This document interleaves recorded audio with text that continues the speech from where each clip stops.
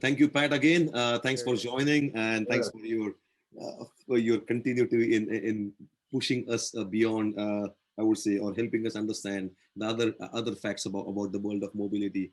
But before we go in, and I know this is going to be a fireside chat. Well, Uh, actually, I do have some slides if you don't oh, mind. awesome! Yeah, then we would love to go through Not them. that many, but yeah. So thanks for that.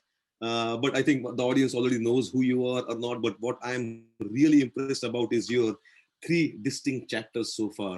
You being a designer's designer of amazing vehicles, all the way in Ford, then completely changing gear. I should not say completely, but going into the world of amazing Americana house and appliances, especially the kitchen, the holy grail of any house.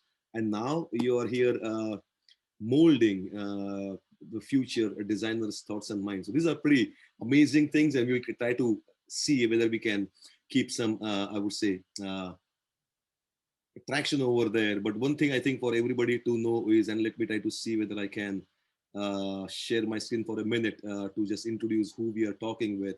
By the way, Pat, that's a Ford Cortina. Oh, I know that what that is. Is that whose is that? So this is not mine. Absolutely, I'm. This photo is not mine photo, but I started. So I was born back in India. My mom and dad were here in the 60s in the US. And when they packed everything and went back to India to start their own hospital, they packed the vehicle they had. So my dad and my mom's first vehicle was a 69 Ford Cortina. And the interesting part was they brought it back to India. And me as a kid had to learn my first car on this big ass vehicle in the short, narrow streets of India, Right, that too riding on the other side of the road, or right. other side of the road with the steering wheel on the other side. So I just imagine of that connection both to you and Parish with the Ford connect elements over there. But that's how I started. But this is just to bring into over there and introduce for our people who this guy is. That's again me, and that's my vehicle right now. That's a Ford 150.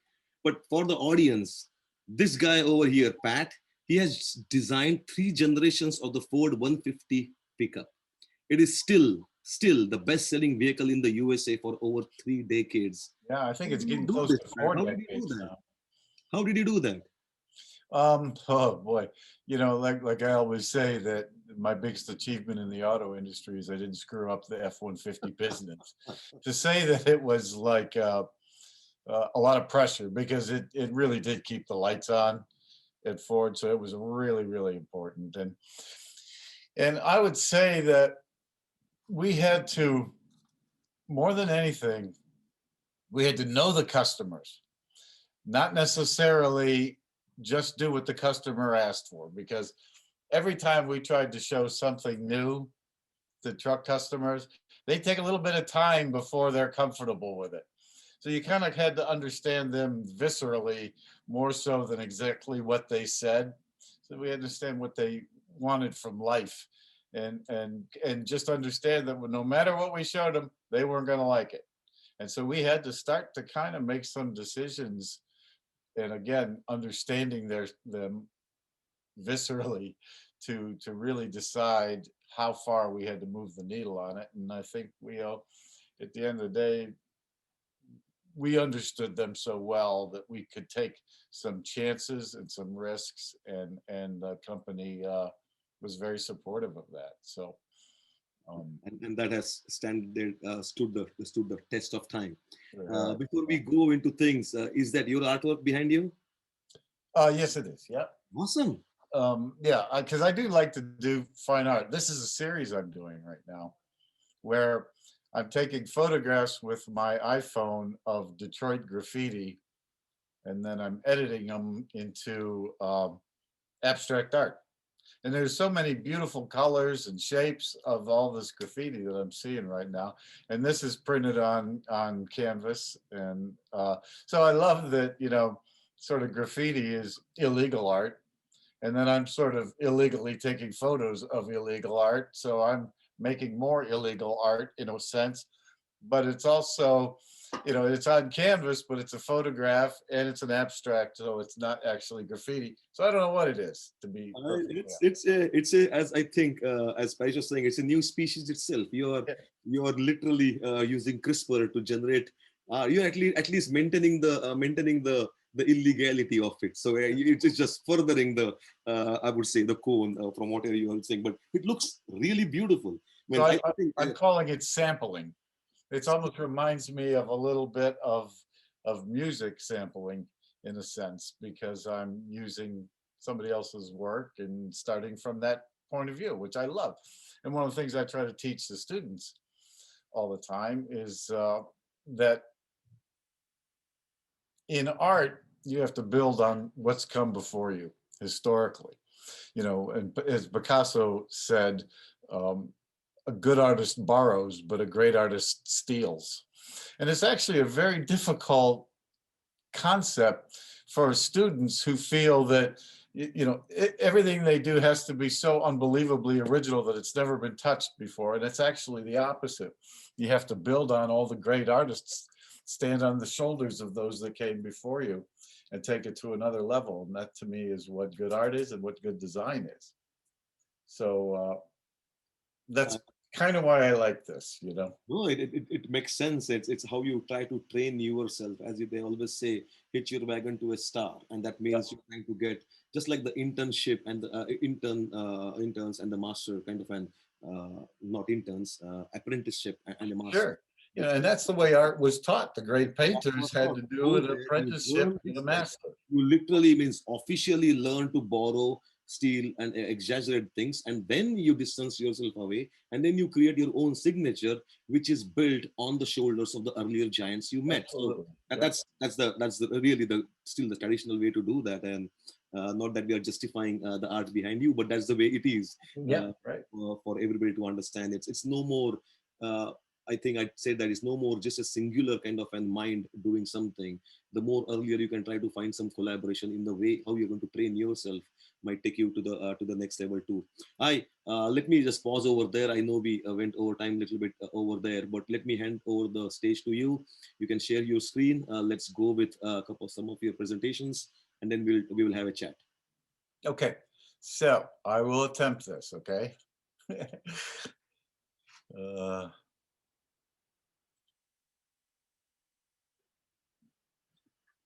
have Down you below, shared me or? down below, it will be a share screen. Just click that and then pick the application or the actual screen. You see the green button called share screen? No, I don't. Oh, so you're not seeing this yet, are you? Right? No, not yet. See, I do this in a different way. Darn it. Are you Okay. on two monitors right now? Hold on. I Yeah, no just gotta problem. hit that. No, I don't know why. I'm just seeing Sundberg-Ferar right now. Yeah. Okay, hold on. Wait a minute. Wait a minute. Okay, I'm with you. I love it. Yes, we can see it. Okay. Um, We are up let and me running. I'm so happy. get in full screen mode. Okay. Got it. All right. You asked for something personal. Yes, I sir. thought I'd give you a photo of my monster. You know, I am a car nut. Um, this is one of two muscle cars that I have, and this is a '68 Plymouth Roadrunner, 440 4-speed, and it is just a monster to drive. Yep. It's no power steering, no power brakes, drum brakes. Actually, it's completely original. Motor's juiced up a little bit, and it is dangerous. I drive it though, and everything I have is fast. You know. So I still like my power, and so I think that this is my baby, really. I like it. Nice color too. Yeah, Hemi orange. Okay, so let me see if I can change my screen. You know, I want to discuss a little bit around from a designer's perspective. You know, I'm an artist. I'm a diva. Car designers are usually divas too, and they have a lot in common with wanting to be a car designer since I was probably 3 years old. And I always loved cars. It's all I ever wanted to do in life. And I think that what's happened with what Ford has just announced and what everyone's kind of doing, where the car is kind of evolving, and it's changing. And there was a lot of lamenting between car nuts and designers and what's going on here. Having been in the SUV and truck side of the business at Ford, I never understood why I didn't have more money to work with. And it was always the cars, they starved trucks and SUVs a little bit for the cars, and I used to tell, when Murray was working on, Murray Callum just retired as the vice president of design at Ford. When he was working on the car side, the Taurus, in the truck side, we were working on the new Explorer, which is the generation prior to the new one. And I bet him a dinner that not only would we sell more Explorers than they sold Tauruses, we'd have a higher revenue than they did. And we did. We killed it, And so I'm happy to see that Ford is and all the auto companies are kind of coming to terms with this a little bit. And it's interesting, when this was announced that Ford was going to sort of get rid of almost all their cars, if not all of them, I don't know. The lamenting that went on, he was like, I can't believe you're going to give it a car. I'm never going to give up my car. You are going to give up your car. You're also going to give up your internal combustion engine. Okay. And it's all okay. Everything is okay. If you really kind of consider the Ford Edge to the Fusion, they're kind of the same vehicle almost, in a way. It's the modern version, in a way, for me, the Edge. It's taller, it's easier to get in and out of, it holds more. The hatch makes a whole lot more sense than a trunk. You have a little bit more headroom, you have a more powerful driver position, you can see the road better. But they're really, so I think initially the designers felt, maybe I felt a little differently because I came from the SUV and truck world, but it was cars, cars, cars, cars, cars. And to see cars go away, I think was a very important moving point for the industry, the designers, and even the customers. But at the end of the day, it's smarter. So really, what it really kind of comes down to at the end of the day here is the car finally is maturing. And now it's going to start to be designed from the inside out instead of the outside in. And if I go back to like when I first started at Ford in 1988, we didn't have computers or anything. So we still had those big boards where you had that little template of the guy with a hat and a pipe, and you had to sit him on the inside, and we kept telling all the packaging people, nobody wears that hat anymore. That hat guy is from 1961. Take his hat off and we could lower the roofs another 2 or 3 inches. We were always trying to get it down, down, down, down, down, down, down. Yeah. And now it's just going to create all kinds of new opportunities, really. And the customers voted with their wallets, in a way. You know what I mean? Yep. And it just makes a lot more sense.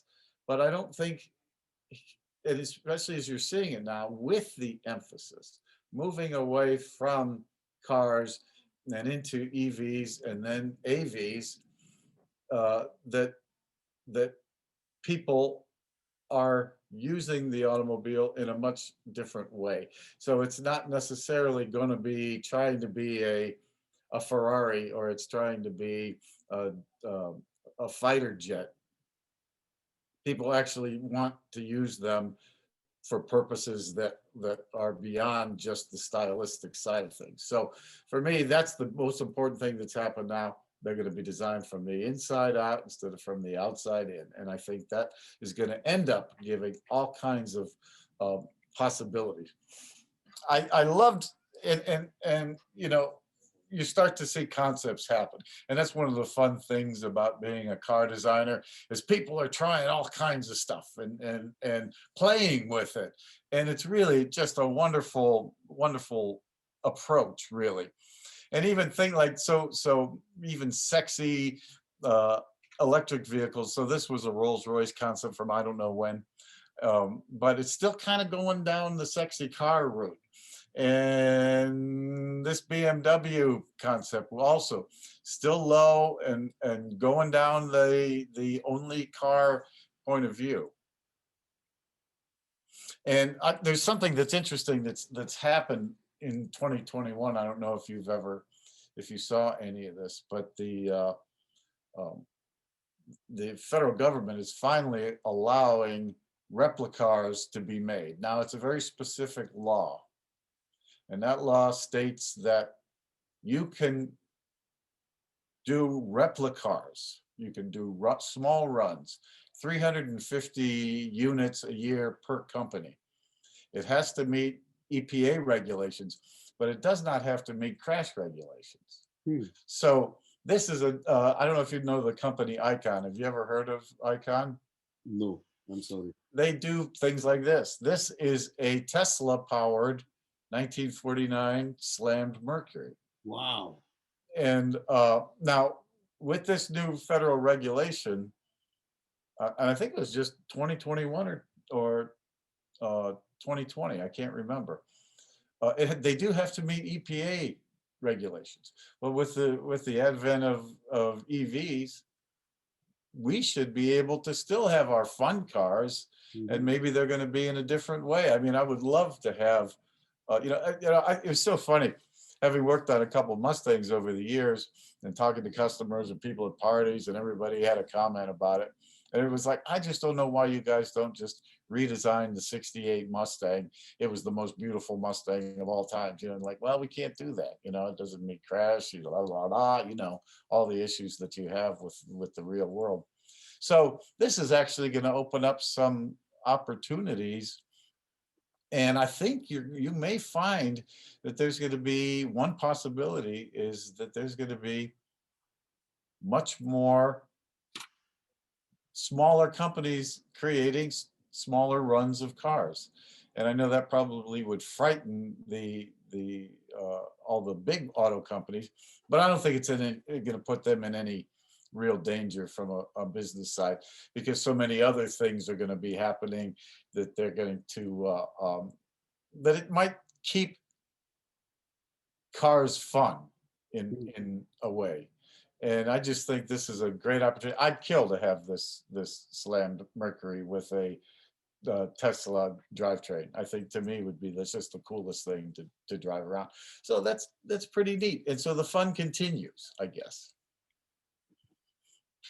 Now to get to where we're going, I've been doing a little studying on AVs. And one of the things that I found was that it's going to affect the airline industry. Yeah. Now all of a sudden you're starting to see these cars that are seriously designed from the inside out. Really big space, living rooms on wheels, however you want to refer to them. And the study that I read was talking about how the airline industry is very concerned about autonomous vehicles. And when you start to actually do the studies behind it, if you're going to take a 7-hour drive, you'd rather fly. But it changes when you start to consider the autonomous vehicle, that you could sleep, you could watch TV, you could do some office work, you could leave when you want, you would have a vehicle with you once you get there, and it takes a lot of the stress out.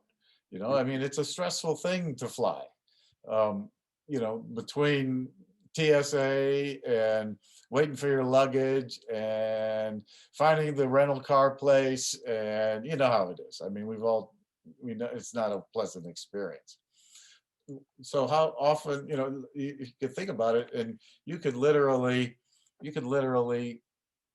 to put the family in an autonomous vehicle, hopefully someday. I'm dying for this.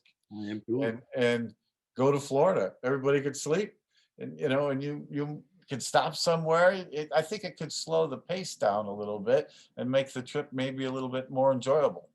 So I think we'll see a lot of societal changes. And I think one of them is going to be that we may travel greater distances in an AV than we considered it at first. Um, I'm loving all these futuristic concepts. To me, this is just, just so much fun to see. And this is an IDEO concept.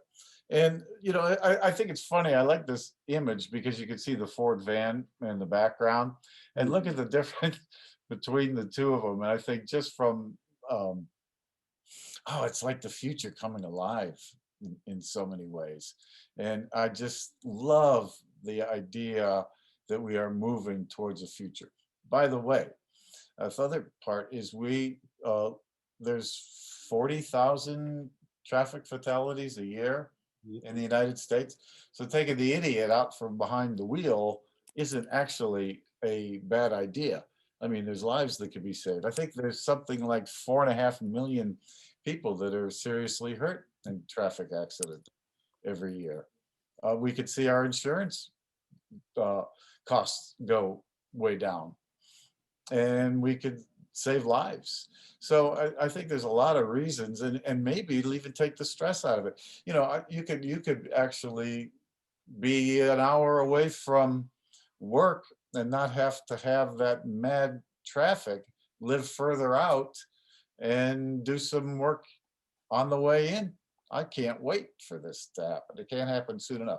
Now, and I know that we have a lot of issues to overcome to really make this work, but the effort that's going on right now is going to, I'll tell you what, I worked in the auto industry for 20 years.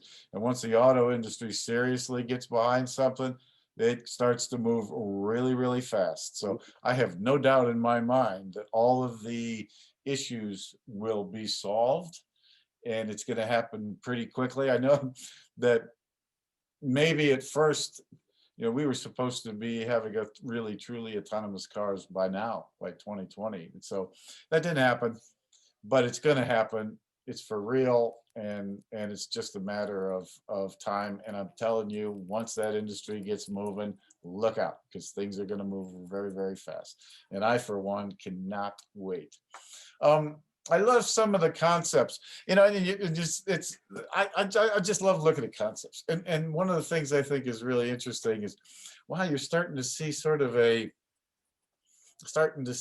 these designs start to look almost a little bit more like architecture. And I think that's an interesting approach. Could there be a point when your individual car matches your house? and so there's all kinds of, that's what I loved about Parrish's presentation, was the futurism. And I think the discussion of the future and how the autonomous vehicle will fit in our lives and how much change there's going to be is absolutely exciting and nothing to be afraid of. And I think customers will fall in love with this once it's really sort of working. Yep. And again, now you're starting to see, instead of the concept vehicles always being about the exterior, now they're starting to be about the interior. And this is a cool Kia concept. Now this is what I could see myself in, right? Get me in there. I'll show you exactly what I mean. This can be really, really comfortable. You could really have fun. You could go long distances. You could just, for me, again, if I don't have to fly, I'm a happy guy. I hate it. But so it's fun to see all these new concepts and all the new ideas that are happening. And I've talked to a lot of car designers now, and they're really embracing the whole idea of AVs. And there's even the proportion changes that come along with it, and the story behind it. There's a lot more storytelling in transportation design than there used to be. It used to be everybody just threw a bunch of sketches on the wall, and the boss came in and said, I like that one, and that one. Now it's, you have to have a story, because you can see that all the companies are throwing money at ideas that may or may not come to fruition, and that's going to happen for a while until it um, sorts itself out. I just know, for me personally, I want to still have my own unit. You know, I don't want to have somebody else's grungy, dirty car and share it. So I don't know that. I guess from my point of view, I'm not sure that individual ownership is going to go away. At least I don't think so. But anything can happen. But I'd love the idea of still having my own little pod that I could enjoy myself in. Now this Bentley concept, see, now that is what I can really see right here. Stretch out on a couch. If they had a large screen TV over here, I'd be really, really happy. And um, and just change the way we approach it. It's stressful to drive. It's stressful to fly. Let's take the stress. It'll take the stress out of it. And you had mentioned something earlier in Parrish's presentation, that it's almost a lot of things with COVID. I saw people beginning to help each other more. And I really hope that that's the direction that the United States and the world moves to, is where we start to care for each other a little bit more. And I think once, if we can get stress out of our lives, that's going to be something that helps us to care about other people more. So I don't know, I feel good, and I feel confident. I feel excited about the possibilities for the future. Um, and I think we have a lot to thank this man for too. Um, I love reading Elon's uh, uh, quotes, because it's showing how things change. What he's saying here, in the year 2037, non-autonomous vehicles will be as much of a curiosity as riding a horse is. And I think it's funny, because 3 or 4 years before that, he said, I doubt we'll have really true 100% autonomous vehicles. So he sort of goes with the technology, if you've ever noticed his quotes. So I just think that really, in the end of the day, Elon started all of this. I don't know that we would be where we are with electric vehicles, and the push for full AV without him being the Henry Ford of his time. So I'm a fan. But anyway, that's my screen share, and I think that, again, the designers are open, and I think that the customers are going to be open to all that's going to happen to us as a society, and all that's going to happen to the automobile over time. And it's going to all be good, and it's still going to be fun, and it's still going to be exciting, and it's going to make for a better world. So I like that, and amen. Means we all are literally hoping for that. Means, as you said, means or we are all are saying, there is already so much suffering in the world, not just stressful driving or virtual schooling, or this COVID thing. We are definitely getting at least a little bit more kinder, a little bit more, I would say, caring about each other, and hopefully that goes further. But that's a beautiful, again, an arc of I would say, when you say inside out, it starts with the product rather than the entire city. So trying to see at least how the products have been evolving so far, and going forward to see what might be good for you. And as you said, some of the times that I would want this, I would want this, and that would be the world that we are heading in. Much more, it will not be a homogenized world, it will be a polarized world, where it is for Pat, for his vehicle, he wants to own it. It's not going to be on a shared element versus somebody else, where he or she would be a little bit more receptive for sharing the same thing, like Patagonia is doing, for literally sharing the jackets as such. You ended up with Elon Musk quotes, and he is literally moving things and making things happen. Let me just share one screen and just try to see your response to it. You are a truck guy. You have designed a truck that stood still and more for 3 decades of trucks. With and you are also in a way kind of unhappy with what Elon is doing.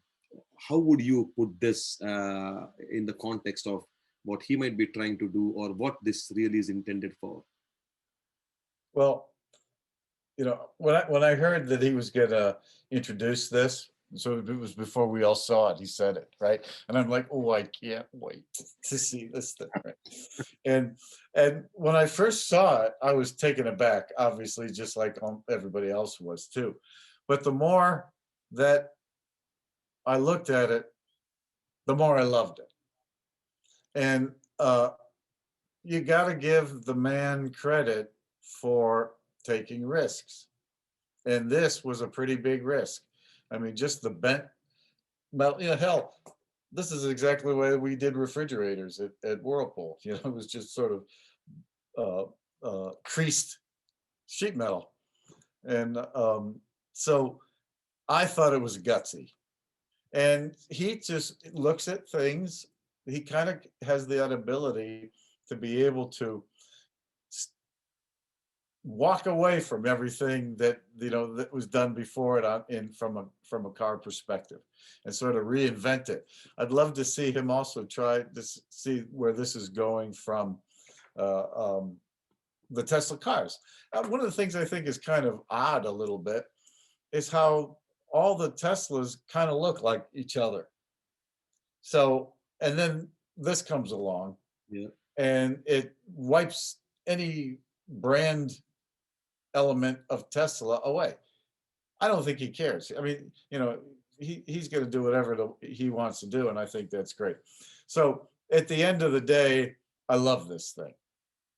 I really do. I don't know what's going to happen with it from a production standpoint. What I can tell you, this is the way I feel, was I'd love to see if he's going to do a pickup truck. I'd love to see him try to do it looking just like he's doing here and see how it does.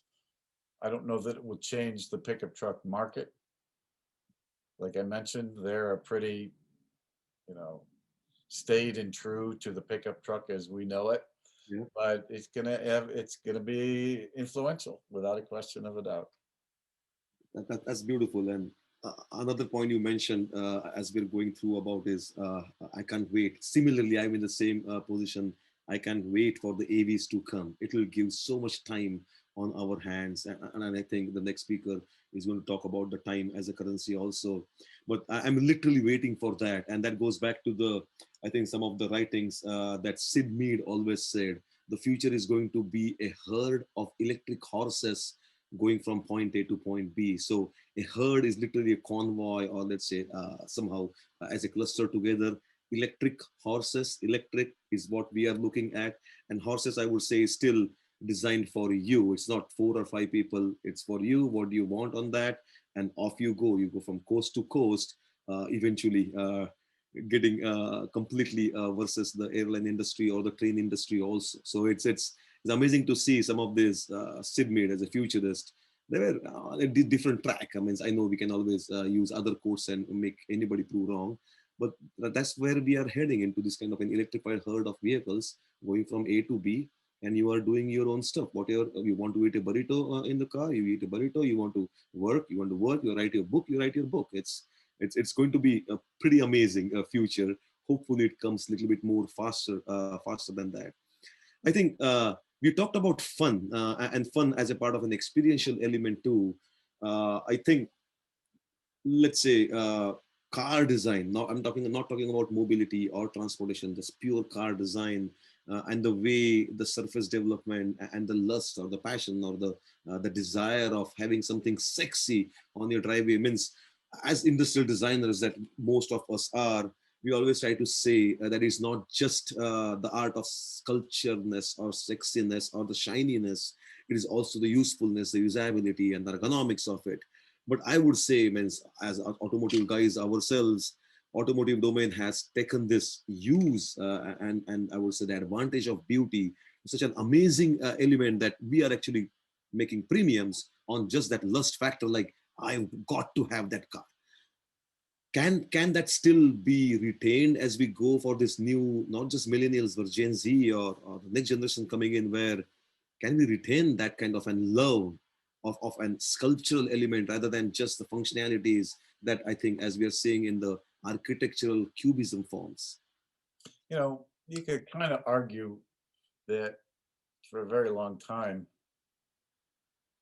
car design was more akin to figure sculpting than it was to problem solving from a space perspective and usage perspective. So again, I think the auto industry is maturing. I think car design is maturing also.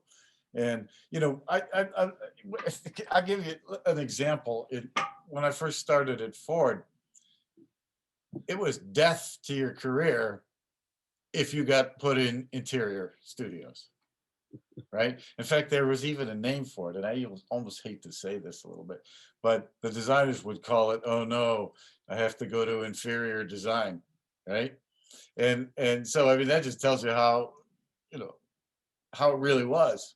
You didn't want to go in. In fact, I wouldn't even draw interiors because I didn't want to be put into an interior studio. By the time I left, I had already kind of made a switch.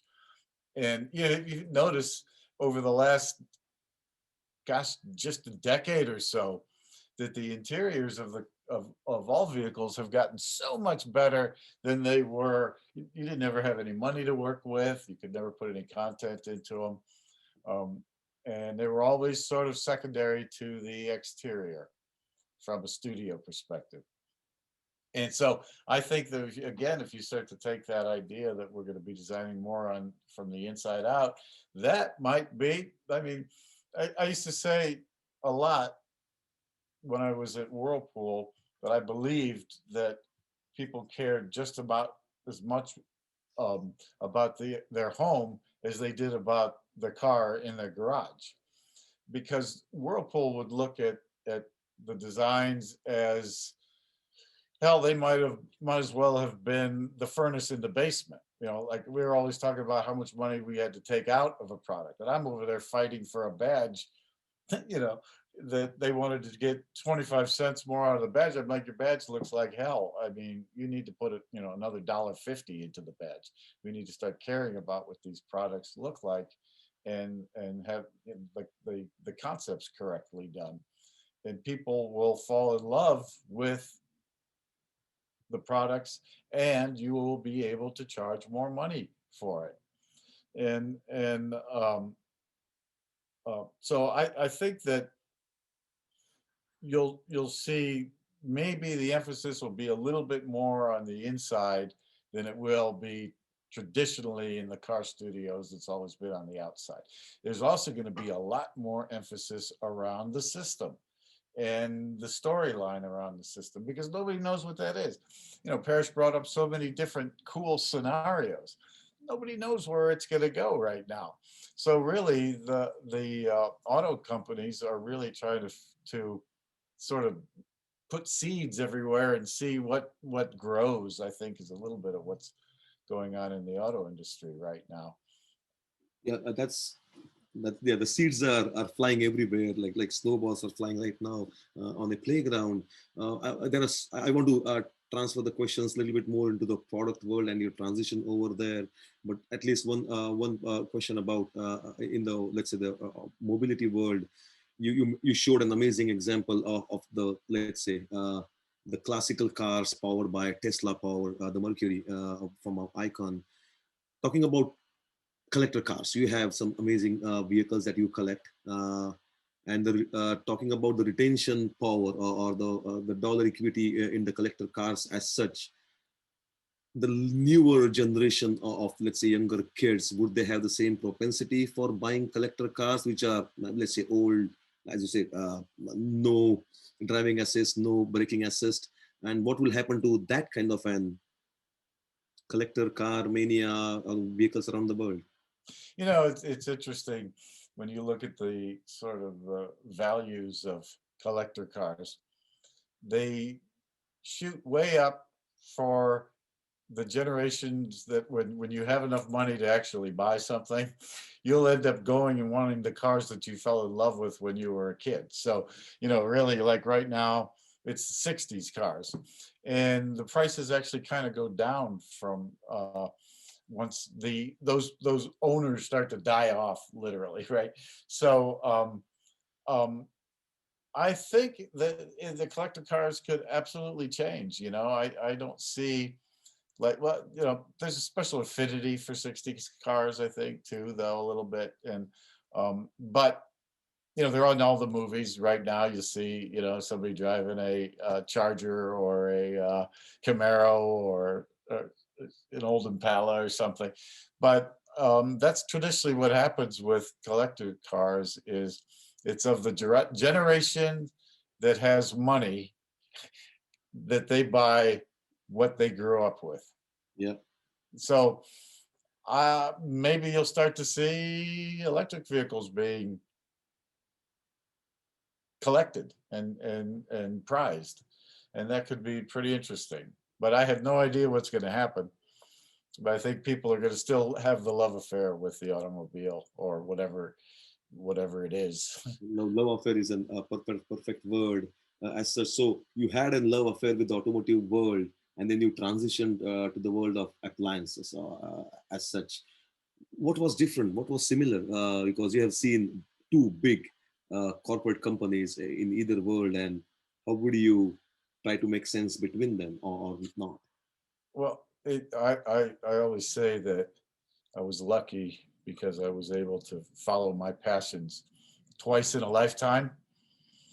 And I think that after being all my life being cars, cars, cars, cars, cars, cars, cars, and then I wanted to go in the auto industry, and I went to CCS, and luckily I got into the auto industry, was able to work there. So the total, I spent half my life dreaming about cars. But after 20 years in the industry, I was noticing that I got rid of some of my fun cars, and I was more interested in homes. I was always interested in fine art and design anyway. But I think cars had run its course through my life a little bit. And actually, my hobby turned into my home, and redoing everything, and collecting furniture, even more so than cars. And so when Whirlpool called and wanted to talk to me, I think they really kind of wanted a car designer, uh, Hmm. and um, so one morning when we were just at the beginning of the discussions, I woke up really early. I grabbed a cup of coffee. It was a Sunday morning, and I went to Home Depot, and I was looking at all the products. But I looked at it a completely different way than I ever did before. And one thing that I kind of saw, it was everybody was following what everybody else was doing. Yeah. So if Samsung did it, then GE did it, and then Whirlpool did it, and I could see that no one was really taking an interest in sort of a bigger vision. They were just following what everybody else was doing. And so I went in there and I was looking at that, and you could see exactly what was going on. And I thought, oh man, there is so much opportunity here. I couldn't believe it. And I thought I could actually make a difference. And I thought I could bring in a design culture, and maybe start to move Whirlpool towards more of a passion-based industry, from just I broke my refrigerator and I need a new one, and I want to get the lowest price and I want it today. And so that's the kind of the approach that I took. And since I was so into my home, it was more natural for me. I mean, it was again, I was lucky enough to be able to follow my passion a second time. And it's kind of funny what happened too, is once I left Ford, all of a sudden I kind of fell in love with cars again. So now I've gone full circle, and I'm back to having some cars as my toys, and enjoying them again.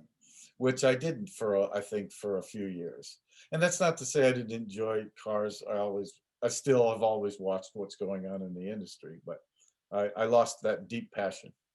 No, what do you say about coming back to the appliance world, or let's say the refrigerators and these amazing boxes that we have in life? And last year, of all the things, many people are marooned in their houses. They took to cooking their own bread, and there was shortage of yeast and all those things. So suddenly, now people are enjoying their equipment and their utensils in their kitchen, and that's where the love and passion would literally pay off if we want to teach our kids. We talked about health since the start of our afternoon.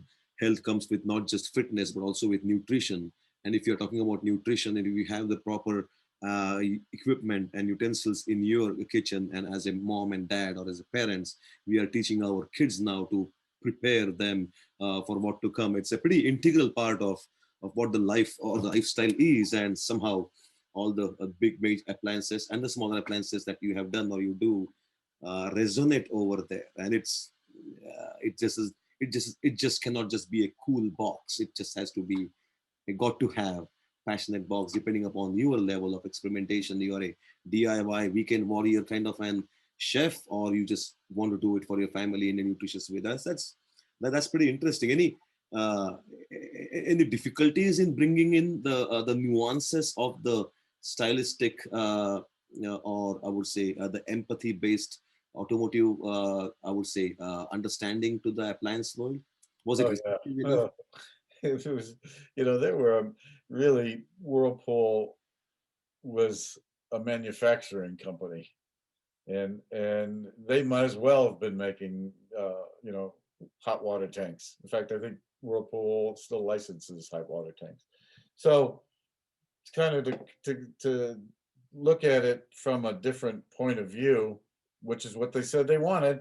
I kept warming. Are you sure you want me? Because here's what I'm going to do, and they kept, yeah, no, yeah, this is what we want. We want design, and we want the products to to actually be beautiful in the home. So they understood that. So I think they actually thought that I would be trying to do sort of car design, make it all shapy and paint it bright red and put chrome on it. And that's actually not what we did. We did more of an architectural approach than we did a car design approach. But it was still the same thing. It was based on the vision of a home. It was very simple for me. If I take the idea that the new homes, the kitchen is now in the living room. Yep. And here, the only option you had were stainless steel or black and white. And so we wanted some things that enhance the home. Now, if you really look at sort of the way a kitchen style is, the cabinets are warm, and there's marble countertops and things. And then all of a sudden there's these big stainless steel things stuffed in there, which they don't really make sense to the environment. So that's kind of what we were doing, is we were trying to design the new appliances so that they fit in that environment, not just for, like they say in real estate, it's like, it's stainless steel appliances. Didn't matter if they matched. It didn't, it's just that you had to have them, right? And I thought, well, that's kind of odd a little bit. And anyway, if you've ever had stainless steel, it's a pain in the butt to take care of. The oil's in your hand. You can never get there's spots all over them. They're hard to clean. We were wrapping refrigerators in leather and painting them different colors and doing matte finishes and metallics and things, and trying to fit them into the environment with which they lived, instead of just sticking out like sore thumbs. And it brought us to a bunch of really, really cool ideas, like the Genair Obsidian refrigerator, which was a built-in Genair refrigerator can be upwards of $25,000, and I kept looking at the inside of these things and going, why does it still look like a beer cooler on the inside? So we started messing with it. And then finally, when we came to the vision, which was Jessica McConnell came to me with this.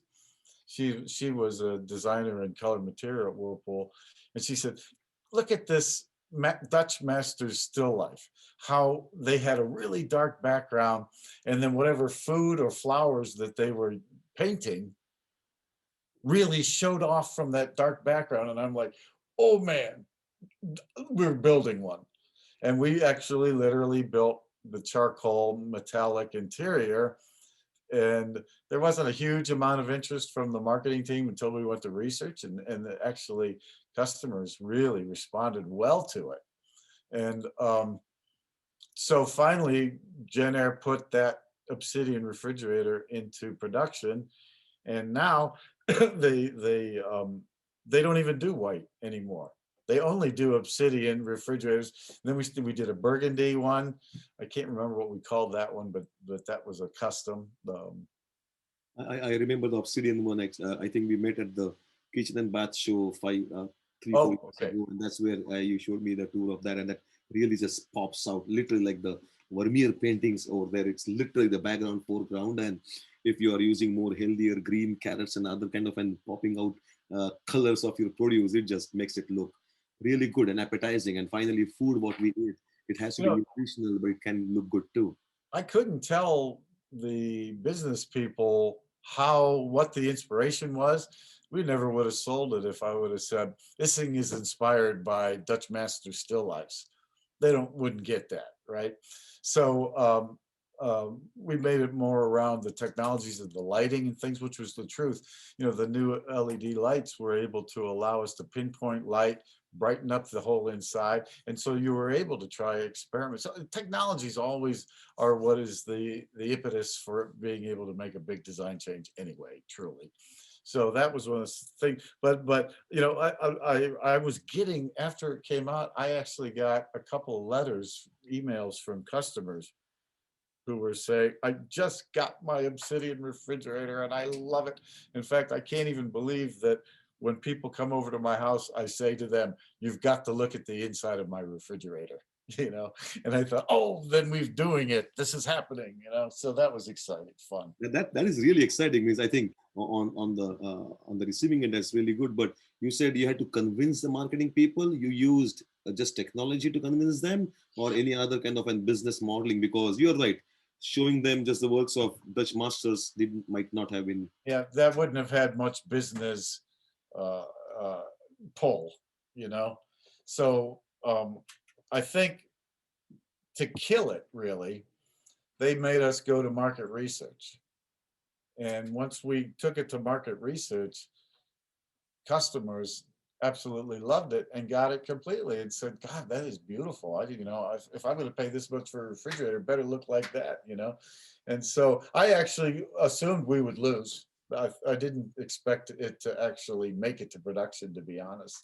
That you would never lose. I know we are coming to the end of the time, but maybe let me squeeze at least two smaller questions in there before Dave, we will get you on the stage. Means mobility world, the appliance world, and now we are jumped from there to being an educator.